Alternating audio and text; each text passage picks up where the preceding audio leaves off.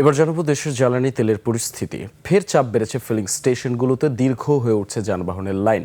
রাজধানীর তেজগাঁও এলাকার একটি ফিলিং স্টেশনে আছেন আমাদের সহকর্মী মানিক শিকদার, যুক্ত হচ্ছে তার সাথে। মানিক, কেমন দেখছেন ফিলিং স্টেশনে যানবাহনের সারি? এছাড়া পাম্প কর্তৃপক্ষ এবং গ্রাহকরা কি জানাচ্ছেন এ ব্যাপারে?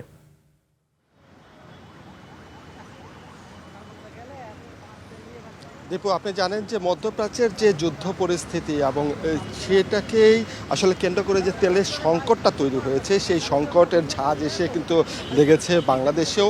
এর আগে আমরা দেখেছি বেশ কিছু উদ্যোগ নেওয়া হয়েছিল, যে তেলের একটা রেশনিং প্রক্রিয়া ছিল, কিন্তু মাঝখানে জ্বালানি মন্ত্রী বলেছিলেন যে তেলের যে রেশনিং সেটা প্রয়োজন নেই, পর্যাপ্ত মজুদ আছে। কিন্তু বাস্তবিক অর্থে আমরা যেটা দেখতে পাচ্ছি যে তেলের আজকে আমরা যে ফিলিং স্টেশনে আছি সেটা হচ্ছে ট্রাস্ট ফিলিং স্টেশন, তেজগাঁয়ে অবস্থিত।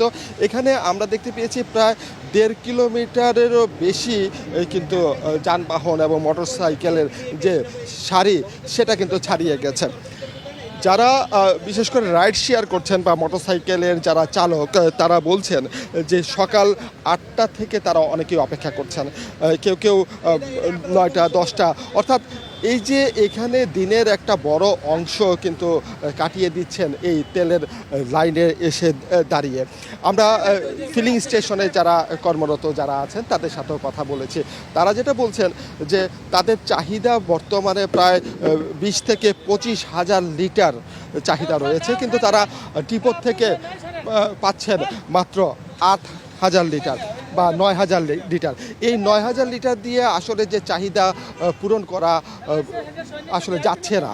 এবং তারা বারবার যেটা বলছেন যে ডিপো থেকে তেলের দেয়ার যে উদ্যোগটা সেটা আসলে গভর্নমেন্টকেই নিতে হবে, এবং সরকার যেহেতু বলছে যে তেলের সংকট নেই, তাহলে সেই যে বাঁধ দেয়াটা, যে মূলত যে তেলের যে চাহিদা অনুযায়ী তেল সরবরাহ করার যে উদ্যোগ সেটা আসলে নেওয়া উচিত বলে তারা মনে করছেন। আমরা বেশ কিছু আরোহী এবং যারা চালক ছিল তাদের সাথে আরও যেটা কথা বলে জানতে পেরেছি, এখানে আরও বেশ একটা ঘটনা ঘটছে যে দীর্ঘ সময় ধরে চালকরা এখানে দাঁড়িয়ে আছে, কিন্তু কিছু কিছু ক্ষেত্রে ভিআইপি বা বিভিন্ন সংস্থার লোকজন এসে লাইন ভেঙে আগে নিয়ে যাচ্ছে তেল, যার কারণে এখানেও একটা বড় ধরনের সংকট তৈরি হয়েছে। তো দীপু, এই ছিল আমার কাছে এখানে থাকা সর্বশেষ তথ্য। জি, ধন্যবাদ মানিক আপনাকে। দর্শক, রাজধানীর তেজগাঁওয়ের একটি ফিলিং স্টেশন থেকে আমাদের সঙ্গে যুক্ত ছিলেন সহকর্মী মানিক শিকদার।